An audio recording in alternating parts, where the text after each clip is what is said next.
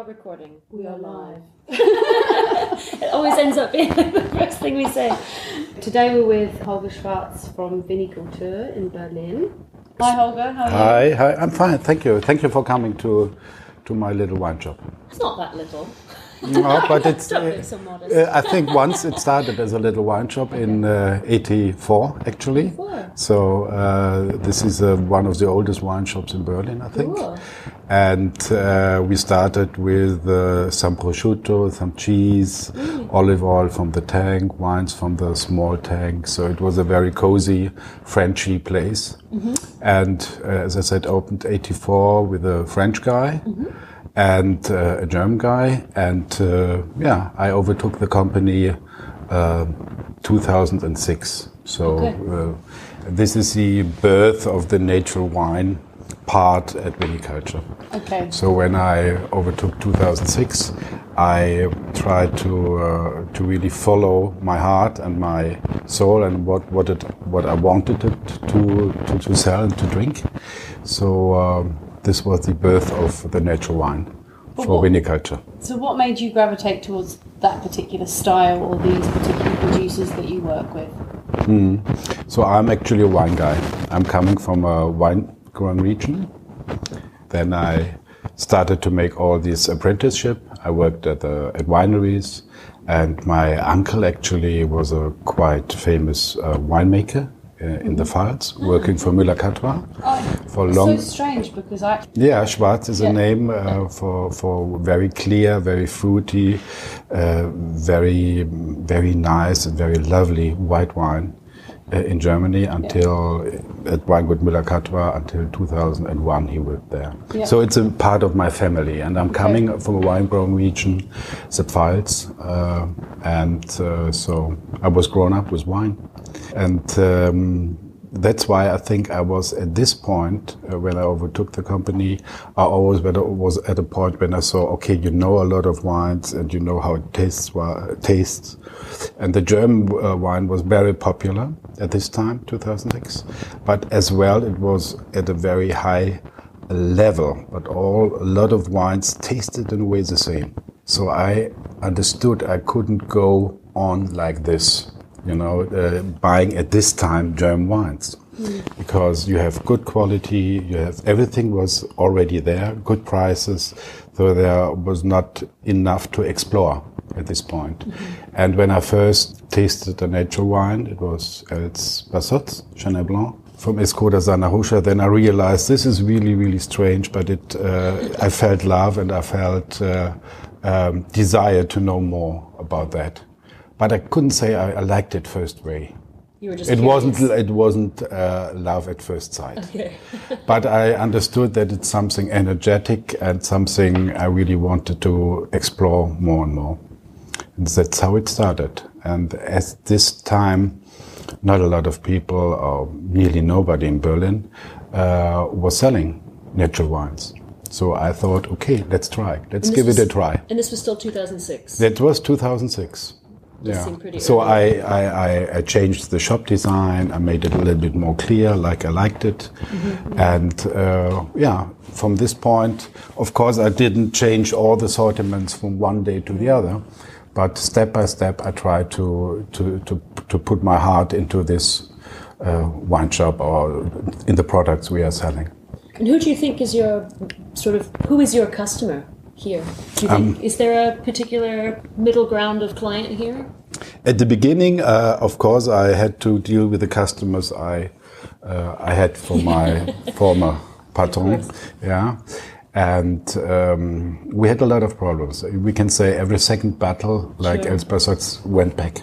People didn't understand, they didn't like, they said it's gone, this wine, it's over, it's oxidized, whatever. But so it took long years. So lots of educating. Yeah, lots of educating.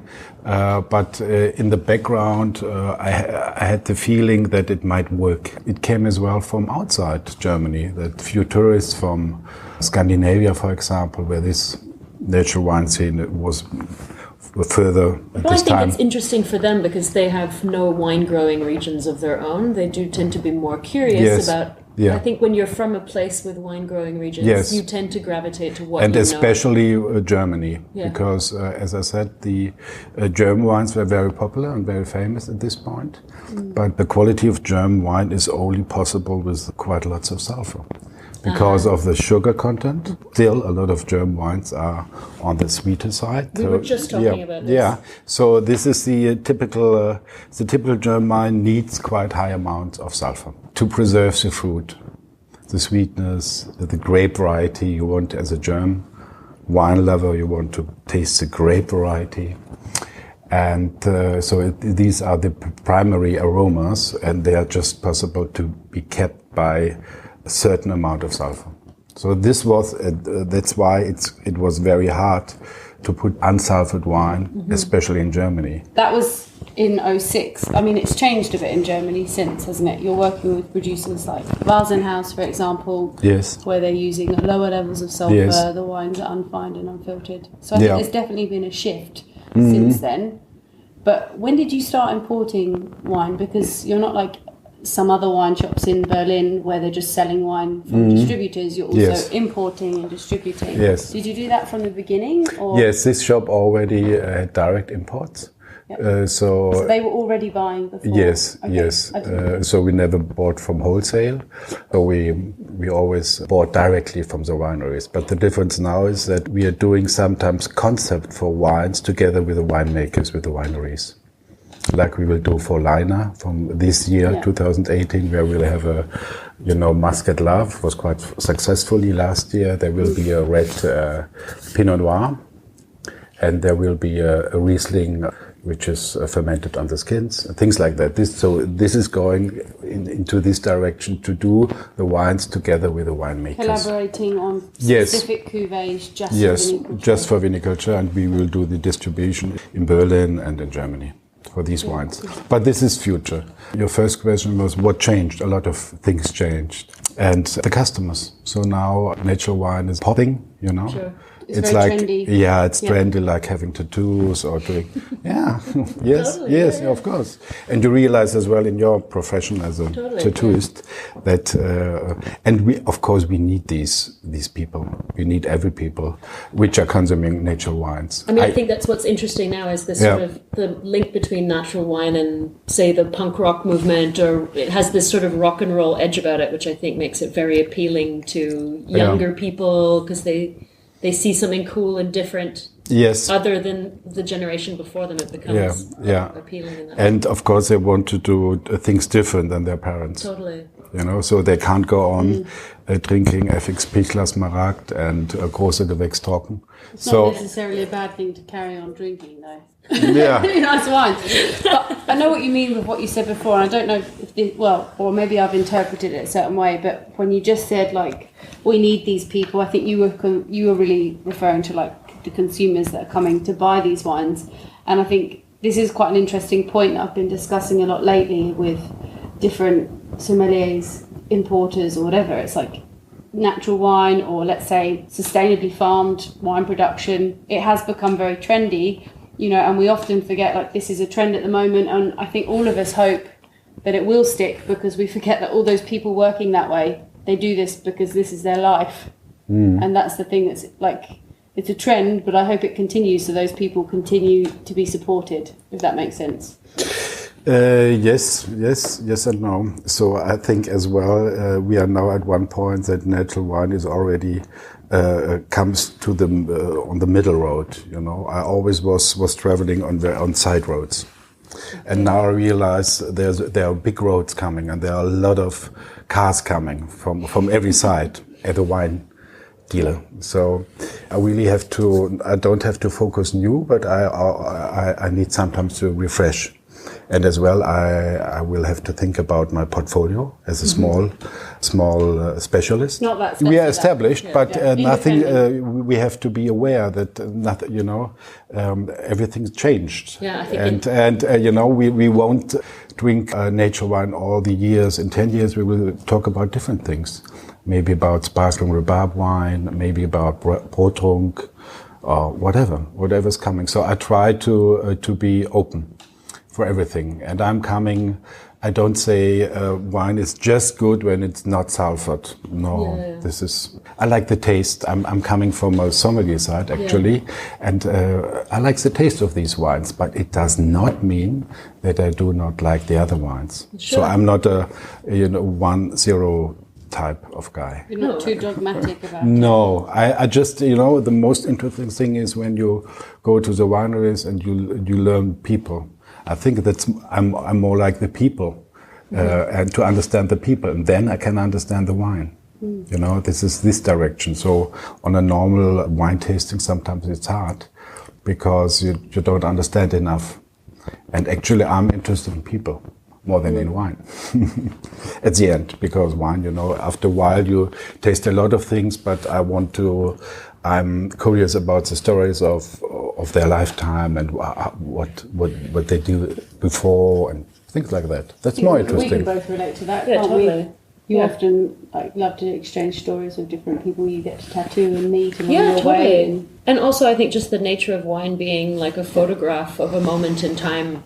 Yeah. It says a lot also about the person that made it, not only about where it's made and the weather and whatnot. I think also the person is super important. Maybe it would be business-wise clever for me to say just natural wine, just Demeter, but it's. I think after a while it doesn't. No. For me, it doesn't work anymore. It has to go together, Well, that's what I think the next thing is that right now maybe natural wine is very trendy, but at some point, things will drop off at the side, and it'll be that natural wine teaches conventional wine some things, and vice versa. It's already like this, and I'm sure a lot of the younger generations in the VDP Weingüter, they have our wines in the cellar. Yeah. Natural stuff, and I realize because I'm sending in to them. And that's people are open and interested. And they say, okay, we have to. Sometimes it's as well just business driven. We have to adapt because we can't ignore it anymore. Which is frustrating sometimes. I mean, you see this particularly like in Australia and some of the regions.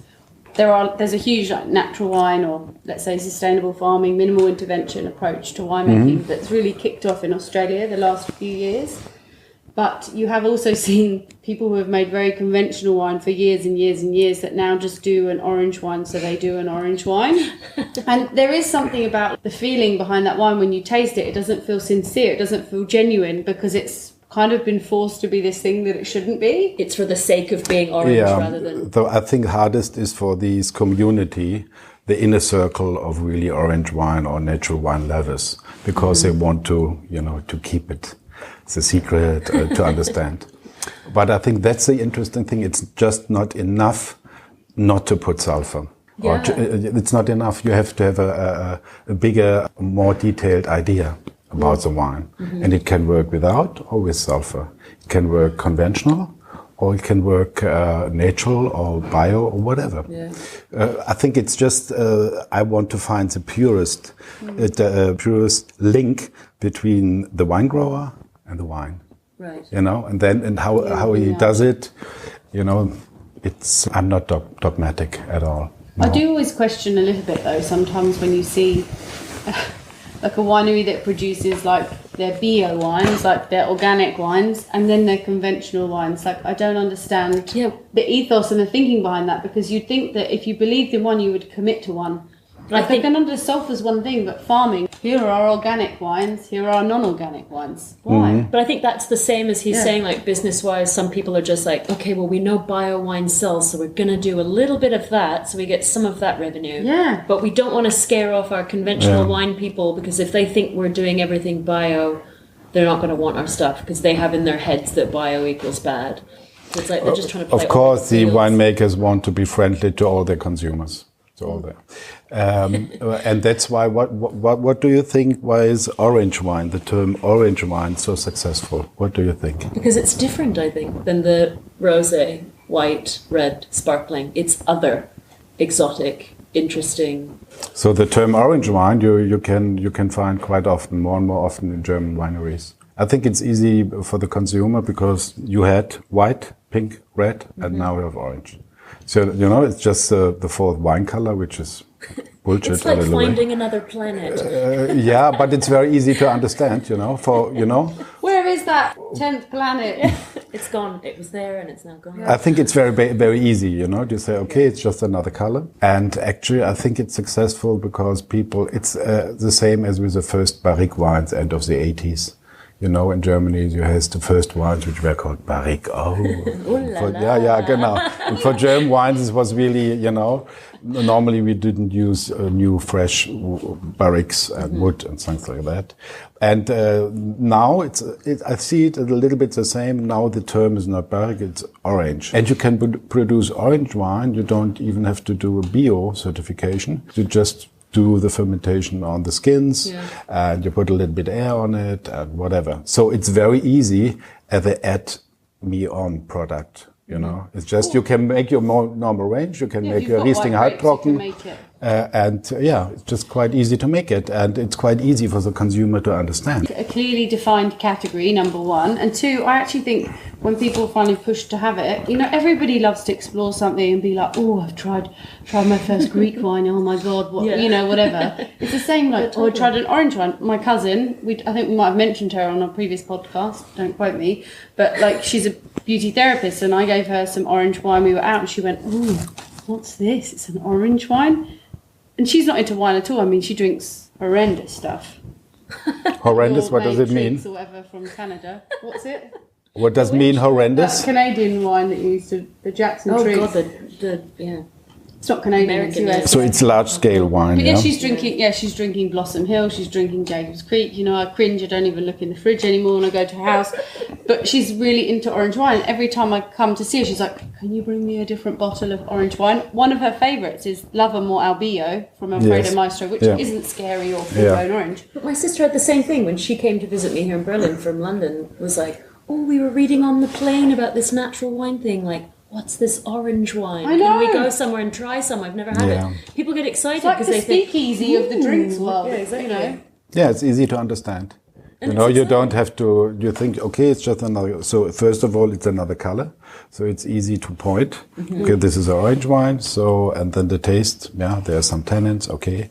But you don't really have to know a lot of things about it. And I think for people who are so intimidated about wine, they're like, wow, I'm really trendy. I'm part of, I'm in the know. And I think that's also what makes it exciting and why it pushes people to try it. I think this is the term orange wine is driven from the producer side, which they have to sell and they have to think, okay, how can we do it? And you can't, just produce a natural wine from day 1 to day 2. It's not possible. But with the orange wine, it's just a, new part of your assortment, and it's quite easy to produce and easy to understand. And that's why I think orange wine in Germany, for example, is very, very common, the term.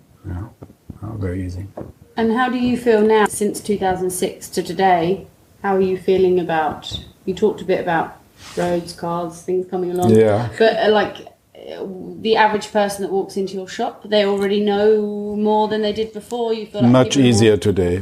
So people really, they are much opener for new tastes or different tastes. They accept some of these, mistakes or some of these odd aromas sometimes natural wine can have. They're quite open. It's much easier today. Sometimes even they want it really, really dirty. You know? So some of that's what I I know some of those. I definitely know some of those. They want it the weirder, the funkier, Okay, but I don't have to put all this on the list. But that sometimes it's going to these extremes as well. Just to be different. I think there are extremists in every. Yeah, but after all, it's much. I must say, it's much easier today.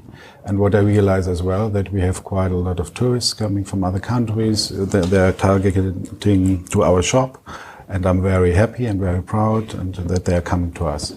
They trust us and they try new wines and they are ready to spend a little bit more money. That's good. I need these people. Yeah. Mm-hmm. I like it. And what do you think is going to be next? Good question. Do you have any predictions? I mean, you said rhubarb wine, but... Yes, I think that's not... so what stays is a trend of regional stuff. We can see every better restaurant has own farming and all this. all this work. So what I will see is that we have more products from Brandenburg and from this area coming, and there will be grapes. There will be more and more grapes within the next years, because with a summer like this, we already have the harvest finished in our small wine. So okay, it's next to the wall, so it's very warm. But yes, we will have more wine growing in Brandenburg and Berlin, maybe in Mecklenburg-Vorpommern. Cool. And as well, we have evaluation. We have better cidre, poiré stuff. They will come. Yeah. That's I think this will come, and I'm very interested in that. Yeah, me too. I like drinking that stuff. Yeah, so this one, I think this is the next thing which comes, but of course I'm not sure. But I could imagine we will have a very good cider and very good fruit wines within the next decade.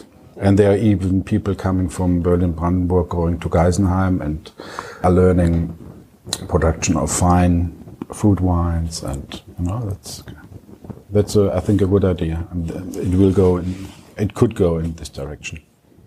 It always needs people to do that, but I think they will do in a few years. Excellent. I think we should open some wine. Yes, I think so too. It's time. You're the boss. Get in Yes. there. It's always funny when you are opening a bottle with a wax seal. Someone's watching, they're like, oh, but there's wax. Yeah. It's like, it's going to be okay. So we are tasting now 2 wines from our portfolio. The first one is Moss from the Loire Valley, Anjou Blanc, and it's Chenin Blanc. This one, I think it's low sulfur, and Moss family is doing wine nature wine since quite a long time. And they used to run a bistro in France, but then they decided to move on the producer side. And once you're there, they're cooking still very well. Nice. Very good food. Okay, so Anjou 2015 Anjou Blanc from Agnes and René Moss. Their son was working in a natural wine bar actually in London called Terroirs for a while. Yeah. And everybody called him Mini Moss. Mini Moss. Minimus, yeah. He's quite tall. Yeah, quite, yeah. There are 2, I think, Sylvestre and I don't know. I think that was it. Yeah. Maybe was brown hair. Yeah. There's someone that's handsome, because my neighbor. They are both handsome. My neighbor was looking at. She was going through, I don't know, a photo that I'd liked, and she was like, "Oh, I don't know what photo that was, but someone looked really handsome." We found the picture. Both actually. And it was one of the Moss people, but what was really funny is the other person in the picture is the guy Lars Ulrich from Metallica. And I was like, I love that you didn't notice the rock star in the picture. You're like, who's that cute winemaker? Do you know him? That's so funny. And the one, I think Sylvester, he's doing some very nice photographs. You can see it on Facebook. Really? Yeah, okay. yeah, very I'll have to good. check it out. So, yeah, and they're doing the wines now as well. And they are sometimes coming to Berlin as well. When I taste this wine, it reminds me of the first time that I tried it, which was in 2011, August 2011. So 7 years ago, I tasted this at Chateaubriand at the restaurant. And that's when Chateaubriand was in its peak point, where they were like 9th best restaurant in the world in the San Pellegrino top 100. I went into this restaurant and it's like a full natural wine list. D12 Purple Pills is playing outside the kitchen. The chefs are turning the lights on and off the whole way through service. You're just thinking someone's going to lose a finger. Oh, God. And everybody seems like they're drunk in there. And it was one of the ones that was served there. And I always have a very fond memory of this particular one. Yeah. It's delicious. Yeah? Yeah, I like it. What does it taste like? What do you think? For me, it's got a little bit of that apple cider kind of thing going on. I get like baked little apple. Yeah, I think that's the another interesting thing, that we have to learn the vocabulary of wines with the nature wines new. Right. Because it's we are used to, to filter out the fruits, Sure. Raspberry, peach, whatever. And now there's a confrontation with aromas and with nuances which we can't really, put on the list. Right. We can't find it. Yeah. So I think that's what makes this thing interesting as well, to find a new way. Vocabulary. Yeah, I think you have to. Yeah. Otherwise, everything is tasting like cider.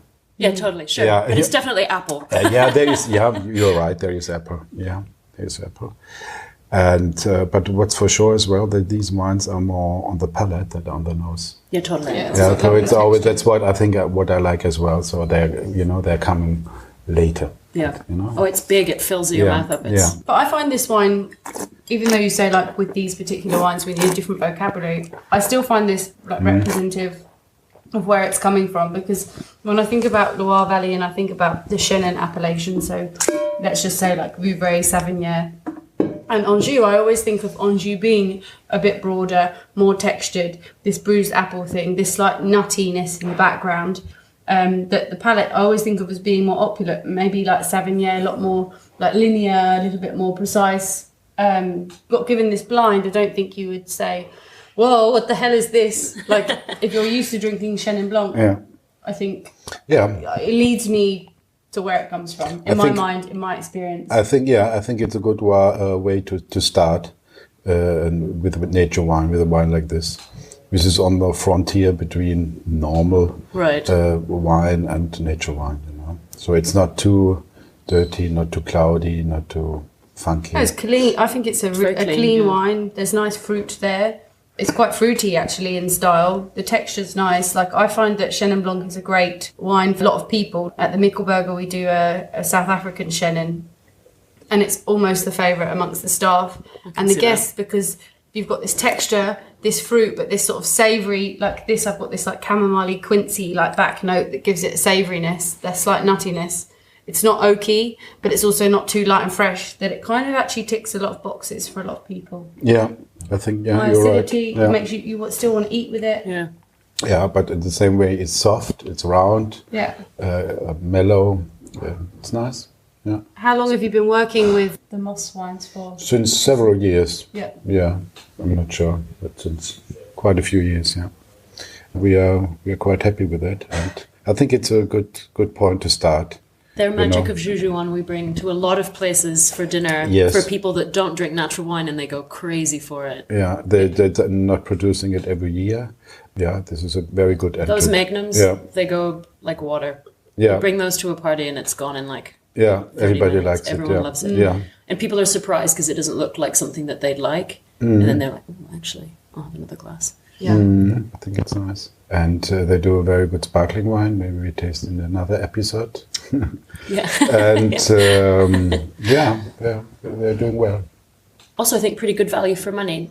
Yeah, so this one, I think the magic of Jojo would be around 14, 15. This one is around 17, something like this, 17, 18. Yeah, I think that's pretty good value. Yeah, for yes. £20. Yeah.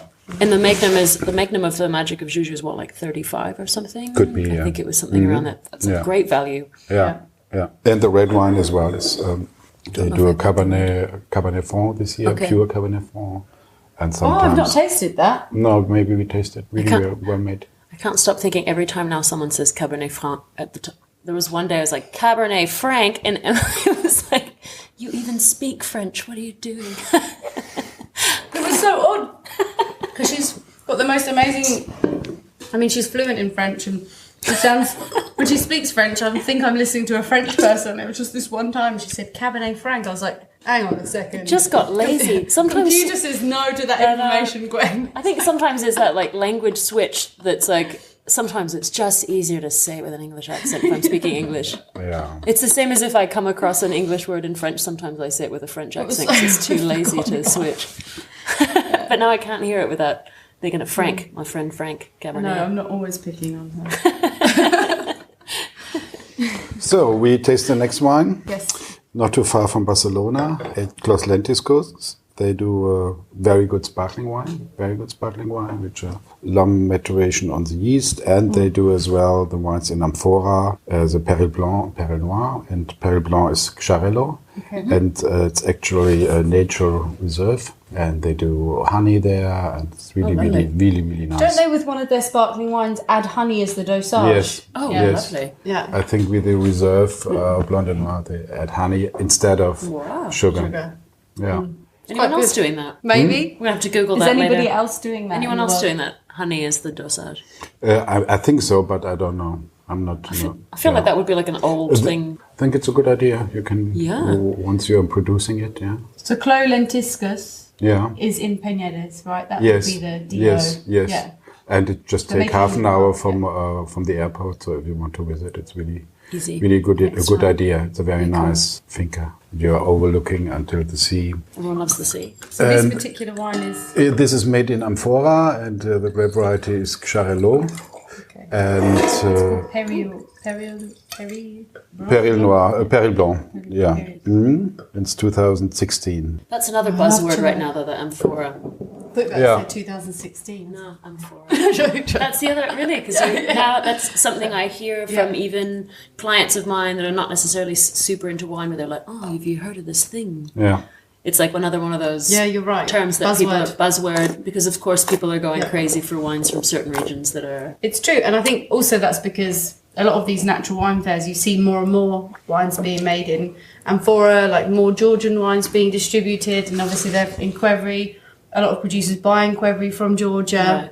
I think it just like anything, like people get Right. curious, and there's more people experimenting, isn't there? I think it's because of that Georgian thing. But Spain last Spain year, has wasn't a long history as well Also. of using amphora. They're called tinajas in Spain, it? Okay. and that's never sort of gone away. There are some regions that have been doing that for thousands of years too. I mean, I feel like so much of this stuff has been done for thousands of years. It's just like people finally are like, oh, what's that? Yeah. They're just finally starting to ask questions, maybe a little bit. It's like the Anyhow. coal eyeliner. Yeah. So more and more producers are using amphoras. That's right. Yeah. As well to preserve the freshness of food, and Not impart some flavour. sometimes they don't even like the wood which they use for decades. Okay. You know, they don't have a connection to it. Right. So they'd rather not have Yeah. that. So they are. Fair enough. Yeah, starting with natural wine just means as well to starting again to ask questions beyond the normal winemaking. I think that's a point. Instead of- Why do we do this way? Yes, What about if yeah. we try it this way? What's this going to do? It's like Yes. most winemakers are creative people, aren't they? So they want Totally. to explore and discover and learn. And Once you start changing everything, then you can change as well things you didn't even thought about. Right. So I think Things that's start a- becoming more yes, obvious. Yes, I think that's a point. is there a bit of skin contact on this wine as well? I think so. Yeah. Yeah, it tastes like because there's Yeah, a little it's- bit of grip. Yeah. Bit of texture There's a there. little bit of bitterness. Yeah. And Phenolic. Yeah. yeah, but it's this is more. You have more tannins than in the moss. I like it. And this one can. I think I would use now carafe before I would put it Yeah, in a decant carafe. it, Yeah. definitely. But still, I think it's very nice, and it's quite different from year to year. But the 16 I like very much. But this maybe is also my little, because I'm in my own little bubble because I work with Spanish restaurants. But I think Chirello is going to be the next. More and more people. There's been a little bit more and more hype about it over the last few years, mainly because of wine in Catalonia has taken off so much. But I think Chirello is going to be the next trendy grape variety. I in think I Spain. agree with you. Even when we were there in Barcelona a couple of weeks ago, it was really... Chirello. Yeah, because also when we were at Bar Brutal, I really wanted to have Spanish stuff, and they were really pushing lots of really nice natural Chirello too. And I think because, like Gordeo became massive in Spain, and it was almost like it ticks almost that Pinot Grigio box. And I think Chirello does because it's so lean, it's not fruity. Yeah. It's like, I always think of Chirello like a razor blade. Yeah. It's like an anorexic woman. There's no meat on those bones. There's nothing there. Just this like pepperiness at the end, this mineral, summertime, refreshing. Pub, even in a pub, people are going to stop drinking Pickpool and they're going to start drinking Chirello. It's just a matter So of I time. think there was always Xarel-lo, but it didn't appear on the label. Yeah. The point is that now you can put it on the label. And also, like the movement with Cava has also changed because of Cava from Peñedes has gone up in quality ridiculously, and there's all these different people, and they're all promoting Chirello as the quality grape variety for Cava as well. Yeah. But I think it will. The natural wine will go on a good way. Sure, I think it has to intermingle at some point, and Yeah, but as a smaller wine seller, you have to see what makes your wine still different. It's not enough just to say, okay, we do orange wine, so you have to have a different personal idea behind it. Otherwise, people don't trust you. yeah, or they don't care. So yeah. And they realize very quickly, Yeah. if you're just doing because everybody is asking for it, or if you really have an own idea of what you want to do. I mean, I think that's true for every business. People can tell inauthenticity Yeah. in people quickly. We're animals. We're trained to suss that out. But in a way, it went quicker than I thought about the natural thing. I thought it would even take longer. Oh, really? Then, once it's started, then, it's like a fermenting must. Yeah. It's going quite quickly. Really good analogies. It's then once, at a different point, then when it's really, really, then it's... I thought it would take longer. Well, let's hope those ferments keep boiling away quickly. Yeah. So what do you think of this one? I like the purity of it. I like that it's still clean. I think this might be a bit more challenging to some people because it has less of the fruit than the wine before. It's got a little caramelly thing going on. Yeah, but I do like that sort of sweet savoury thing that's going on. It's all about the occasion, what you're drinking it with as well. Sure. What would you drink this with? Some grilled sardines. Yeah, good idea. Yeah, really delicious. Minty Sawira on the port, getting the grilled sardines. The sun's coming down and someone brings out a cold bottle of this. It's been carafe, just chilling down. Oh, it's great. Yeah, or maybe with fat poisson, with fish as well. So, sardines is a good idea. Yeah. Or something with apples, or some, how do you say, innereien? I don't know. Like the liver. Yeah, I thought offal. Offal, Yeah, I think things like that would work. Because there are some... interesting to the little bitterness as well and the acidity to cut through. Liver or something, yeah. Yeah, liver, kidney, something like this, which I don't like personally. No, me neither. I was like, yeah, all right. I always try, but I like never. liver. I always try because I want to be open, but actually It's really difficult to pair, though. I think. Yeah, so I don't. I can accept it as a starter, but not as a main course. Yeah, I'd be so disappointed. And I don't accept this. Take this main course back. No, I wouldn't. I wouldn't like it as a main course. Kidney, for example. No, I'd be really. Oh. Yeah. No. Or stomach. It's not Just ate too much. It's not my cup of tea. Yeah. Just eating too Oh, much you said kidney that in for the us UK. because we're English. It's not my cup of tea either. Yeah. Stomach is not my cup of tea. No, God no. In Naples, there's a sandwich you get the side of the road that's just Oh, they do that all a over. tripe Yeah, sandwich. they do that in Tuscany as well. Not into it. But I think tripe is not the worst. Intestine's the worst. I don't care what they say that it's been cleaned. You still know what that is. We had some what's But let's been in have there. some andouillette. You know this. Oh, the smell. Yeah, no, thank you.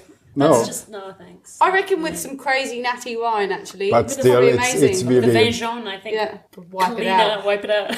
Yeah. That's what you need with it. Just a whole bottle of I'm vin going to jaune. sterilise this with Van Jaune. Yeah, exactly. That's why I don't like drinking vin jaune with food, because it kills everything. I love it. I think It's normally like a the dish. natural wine dealers, they like it, the andouillette stuff, and so me not. I'm not. I'm just can't. No thanks. I tried, but I don't have a full portion. No. No. Triatarian. Well, those wines are lovely. Thank Yeah, you really. for sharing them with us, and thank you for your time. You're welcome. Well, let's try one red wine from Germany. Okay, cool. Okay. Yes. Vasenhaus. They do. It's a very small winery near Staufen in Breisgau. Okay. And this is actually the first real vintage. They had some Baden's Nouveau, which is more like CO2 fermentation, but this one is the first wines is vintage 2016, the first real wines. So the one. So they do some Chardonnay, some Spätburgunder, Gut. Weißburgunder as well, no? So this is a basic Spätburgunder, but I'm quite impressed. And for those of you that have listened since the beginning, we did cover one of their wines. Which was the Baden Nouveau that he just read. He just said, yeah. Okay, so this is Spätburgunder, and they used to work in Burgundy. And they have, when I visited them, they're quite cool guys, but I realized as well they're very, very precise. They know really everything what they do. And they, in a way, it's quite German as well, but it's a new generation, it's quite young and different from what we think a Baden winemaker should look like and should behave. I've been following them on Instagram, actually. Yeah, cool. For me, it's like this producer is hands down the most exciting producer in Germany at the moment, I think. Because maybe I'm just like over enthusiastic because it's a new discovery, but every single bottle I've had, when we just smelt it before I looked at Gwen and I just mouthed the word fuck because it smells It so smells good. exactly like what I want to be Yeah, drinking. it's just, it's like immediately Super like yum. cherries, it's bright. Everything that you love about Pinot Noir, like it immediately like enthralls you and you're just being dragged into the glass. Even you don't want to drink, you smell this wine and you're already drinking it. It's also so nice and light, I could probably polish off that whole bottle by myself. That's So- what I mean. It's like you go out and you see someone and you start start talking, so I'm not going to talk to them. When they sent me the first price list, I said, "Gosh, that's really will be hard to sell," but it's not. And when I taste the wines, I really realize it's really it's really fine, elegant. Everything. It's 12.5. There's low amount of sulfur in all the wines they decided, but they really knows exactly from the beginning what to do and how they like the wines, and it's 100% Vasenhaus. Correct me if I'm wrong, their vineyard holdings like 2.5 hectares, 3 hectares or something. It's very, very small, right? Everything is done by hand, and they talk a lot about the wines. They talk. When I visited them, they really were curious what I think about it. But still, they know exactly what direction to lead. But still, they are interested about how it's rewarded by the consumer and by the. And in terms of like just one thing, just to touch on this wine. With this particular producer, because I think people who have experience of Spätburgunder and German red wines, I think the first thing that comes to their mind is, oh my God, high acidity, but oh my God, so much oak. I know, and I hate talking about oak, but I actually think when it comes to German red wines, it's important to maybe discuss it, that particularly with this wine, it's really beautiful because it's not dominated by oak, that all of the fruit, the florals, the aromatics, everything's singing. Yeah. And there's not this like strong oaky flavour at all. I haven't tried the single vineyards, but do you find that in the cruise? Or it's really amazing how they succeeded to point out the difference between the different slopes and the different wines. That's really amazing, and it still stays in one line. It's like a designer, for clothes. You can see, okay, this is exactly the style. And they really, from the beginning, this is really amazing. All the wines are on the lighter side, on the more elegant side. They are never harsh. There's a big harmony between and after every wine. They pointed out a very good, precise image of every single wine. So you can say, okay, this is a Spätburgunder, this is a Vulcan, this is a Bellon. Yeah. And even if you have the Vulcan Spätburgunder, you really have this hotness. It's fiery. It's very, it's big and light, and all this at the same time. This is really outstanding. Thank you so much for sharing 3 lovely bottles of wine. Delicious. Welcome. Thank you. Thank you, Holger. Welcome. Thank you.